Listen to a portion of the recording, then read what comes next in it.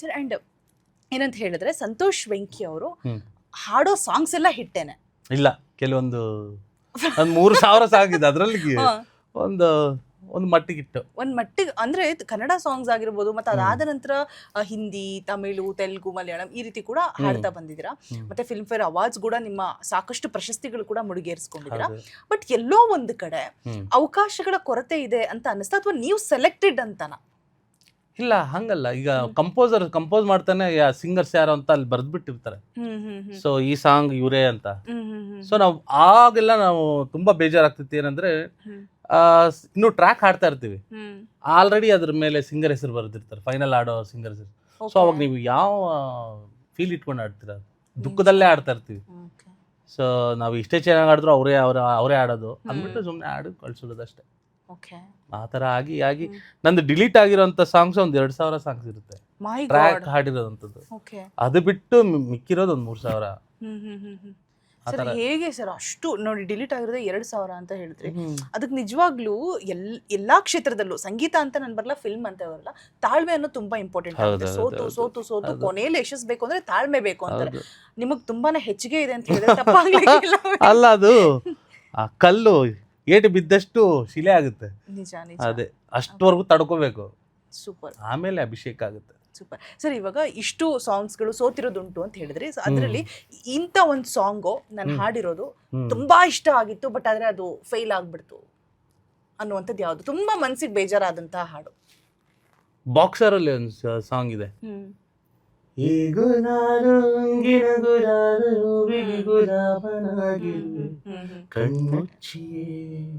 Song ತುಂಬಾ ಚೆನ್ನಾಗಿದೆ. Cinema ಓಡ್ಲಿಲ್ಲ ಅಂತ ಸಾಂಗ್ ಓಡ್ಲಿಲ್ಲ. ಸೊ ಒಂದು ಸಾಂಗ್ ಎಷ್ಟೇ ಚೆನ್ನಾಗಿದ್ರು ಸಿನಿಮಾನೂ ಓಡ್ಬೇಕು. ಸೊ ಪ್ರೇಕ್ಷಕರ ದೇವರು ಎಲ್ಲರನ್ನೂ ಕೈ ಹಿಡಿಬೇಕು. ಆ ಟೈಮಲ್ಲಿ ಧನಂಜಯ್ ಇದು ತುಂಬಾ ಇದಿತ್ತು, ಡೌನ್ಫಾಲ್ ಇತ್ತು. ಅವರು ಡಾಲಿ ಆದಾಗ್ಲಿಂದ ಅವ್ರದ್ದು ಕೆರಿಯರ್ ಪೀಕ್ ಆಯ್ತು.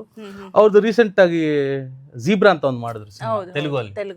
ಸೊ ಅದರಲ್ಲಿ ನಾನು ಒಂದು ಎಲ್ಲ ಲ್ಯಾಂಗ್ವೇಜಸ್ ಸೇರಿ ಒಂದು 26 ಸಾಂಗ್ ಆಡಿದೆ. ಕನ್ನಡ, ತೆಲುಗು, ತಮಿಳ್, ಮಲಯಾಳಂ, ಹಿಂದಿ ಎಲ್ಲದರಲ್ಲೂ.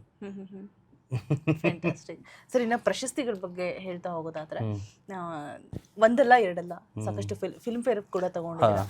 ಸೊ ಅದ್ರ ಬಗ್ಗೆ ಹೇಳ್ತಾ ಹೋಗೋದಾದ್ರೆ, ಫಿಲ್ಮ್ ಫೇರ್ ಸ್ಟೇಟ್ ಅವಾರ್ಡ್ ಒಂದೇ ವರ್ಷದಲ್ಲೇ ಬಂತು.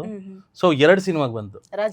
ರಾಜಾರಾಣಿ ಅನ್ನೋದಕ್ಕೆ ಫಿಲ್ಮ್ ಫೇರ್ ಬಂತು. ಪ್ರೀತಿಯಲ್ಲಿ ಸಹಜ, ನಮ್ಮ ರತ್ನಜ ಸರ್ ಡೈರೆಕ್ಷನ್, ಅವ್ರದ್ರಲ್ಲಿ ಪ್ರೀತಿಯಲ್ಲಿ ಸಹಜ ಅನ್ನೋದ್ರಲ್ಲಿ ಸುಂದರಾಂಗಿ ಕೋಮಲಾಂಗಿ ಅನ್ನೋ ಒಂದು ಸಾಂಗಿಗೆ ಸ್ಟೇಟ್ ಅವಾರ್ಡ್ ಬಂತು. ಸೂಪರ್. ಸೊ ಅದೇ ಇಯರು ಮಿರ್ಚಿ ಅವಾರ್ಡು ಅದಕ್ಕೆ ಬಂತು, ಇದಕ್ಕೆ ರಾಜಾರಾಣಿಗೆ ಬಂತು.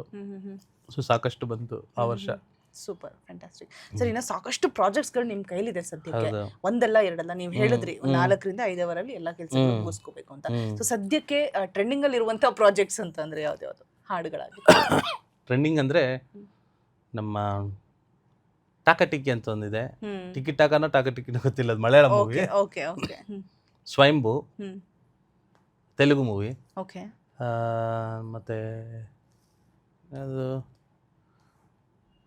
ಮಾತೃಭೂಮಿ ನಮ್ಮ ಸಲ್ಮಾನ್ ಖಾನ್ ಅವ್ರದ್ದು. ದೃಶ್ಯಂ 3 ಅಜಯ್ ದೇವ್ಗನ್ ಅವ್ರದ್ದು.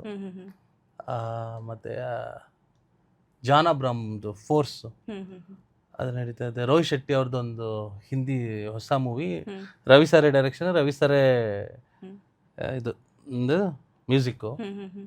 ಸೊ ಅಜಯ್ ದೇವ್ಗನ್ ಪ್ರೊಡಕ್ಷನ್ದು ಇನ್ನೊಂದು ಇವರೇ ರವಿ ಸರ್ ಡೈರೆಕ್ಷನ್ ಮಾಡ್ತಿದ್ದಾರೆ. ಸೊ ಅದು ಬಿಟ್ಟು ನಮ್ಮ ಕನ್ನಡದಲ್ಲಿ ಒಂದು ರವಿ ಸರ್ ಅವ್ರ ಮಗ ಪವನ್ ಒಂದು ಸಿನಿಮಾಲಿ ಆ್ಯಕ್ಟ್ ಮಾಡ್ತಾರೆ, ಅದು ಟೈಟ್ಲ್ ಗೊತ್ತಿಲ್ಲ.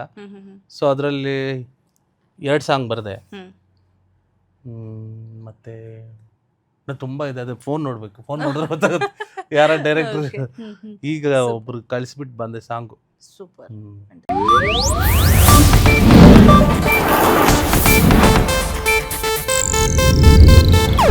ಇದು ಏಷ್ಯಾನೆಟ್ ನ್ಯೂಸ್ ನೆಟ್ವರ್ಕ್ ಪ್ರಸ್ತುತಿ.